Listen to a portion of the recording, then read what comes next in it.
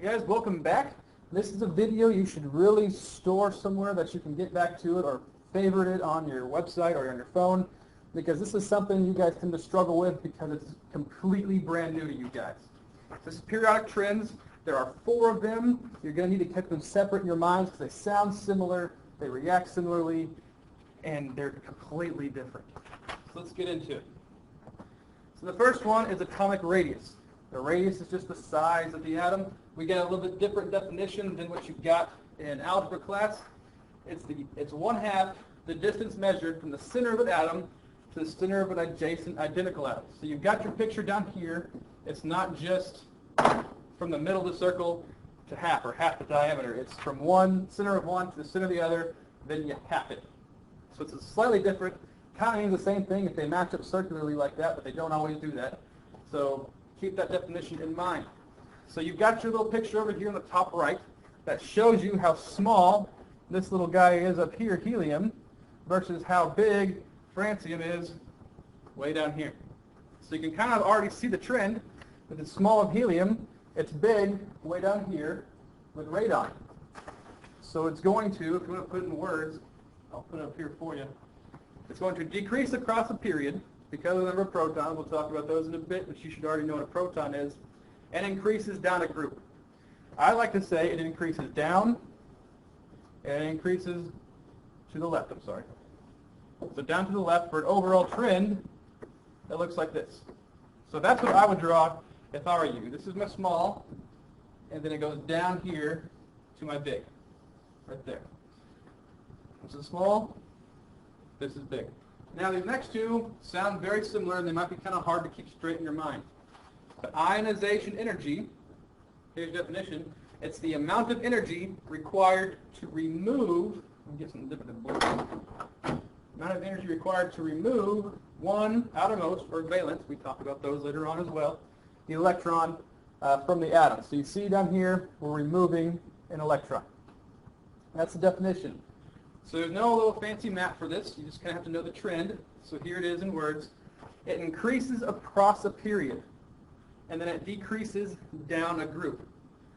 So if it decreases down a group, way down here at francium is very small. And then you come up here, and it's big. And it increases across a period. So francium is very small, and increases way down here. So that right there is your highest ionization energy. So its overall trend goes up and to the right. That's what I would draw. And that always keeps me straight. So that's ionization energy. The next one is very similar. It's electronegativity. So here we go. Now it's the attraction of an atom, of a nearby electron. Whereas ionization energy was the removal, the electronegativity is the attraction of one. Okay? So what's this trend? Here are your words. It increases across a period, and it decreases down a group. It's the exact same trend. So it increases across a period, so small at francium, big at radon, and decreases down a group. So small at francium, big way up there, for overall trend again of up and to the right.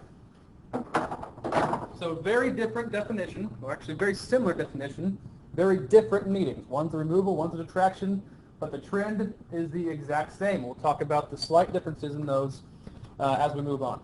So ionic radius, this is going to be something that's very confusing for you guys because you might not fully understand ions yet. And that's fine. You don't need to understand ions yet because we talk about those very soon. But ionic radius, it's the size of an atom's ion. The ion form is a different size in the neutral states. Now we have 2 different kinds of ions. We have positive ions, and we have negative ions. I'm going to introduce some new vocabulary to you right now because it's very, very important, and you're going to see it throughout the rest of the year. But positive is a cation. See how the cation has a plus sign in it for T. A negative is an anion. I would just go ahead and get those straight in your mind, because very, very soon, you're going to have to know the difference of them. So what is the trend? It's not as easy as the last 3 have been. The ionic radius decreases at a cation. So as it becomes positive, it decreases. and it increases as an anion. And the ionic radius increases as you go down a group. So if you want it, there's your trend. It increases as it goes down the group, but it's not that simple because you got two ways you can go. You can go positive or you can go negative. You see your picture over here. When we become positive, we actually remove an electron. So this little guy, you see it's not here.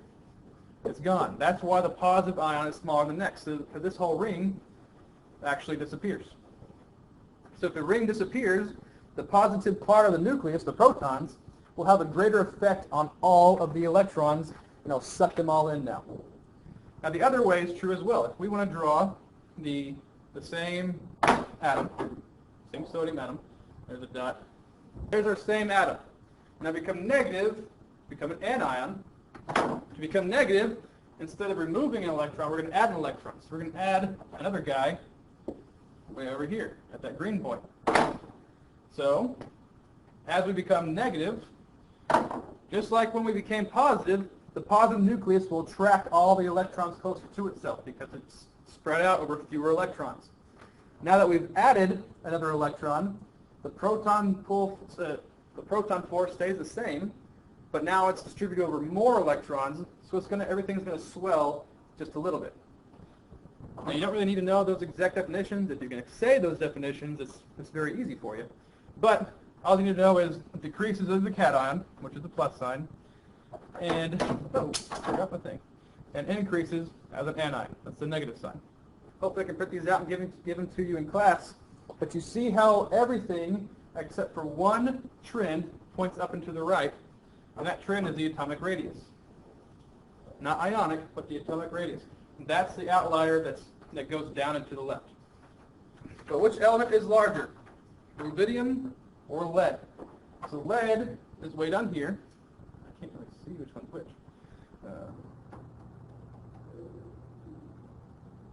Lead is right here. And rubidium is way over here. So which one is larger? Okay. Well, rubidium has a higher period, and lead has a higher group. So if we look at our atomic radius, this one's small, rubidium is larger. There we go. Because it's farther over to the left than it is to the bottom. What is the largest element? Well, we talked about it earlier. This little guy who occupies this box is the largest. That's actually francium. So there's your largest, francium. What is the most electronegative element? Well, if we follow electronegativity, it increases to the right and increases up. So we really don't talk about the noble gases at all. So this is what I want you guys to do. Circle that because they don't react. We don't really consider the noble gases part of these trends. So what we are going to do is consider that halogen that occupies that box right there. That's fluorine, so that is our most electronegative.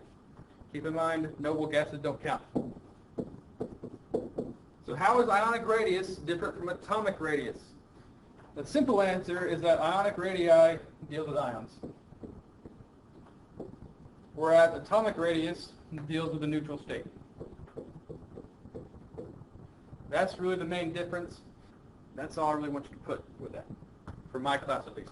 If you're watching this from another class, check with your teacher, see if they want something more specific than that, but for my class, this will be adequate. Okay, which element has a higher ionization energy, potassium or gallium? So potassium is way, way, way over here, right here. I guess we should erase that for. And gallium is, it's been covered up. Right here, gallium. Hope you can see that. So which has a higher ionization energy? Ionization energy increases up and to the right. So I'm going to choose the one farther to the right. There it is, gallium. Which is a higher ionization energy, lithium or rubidium?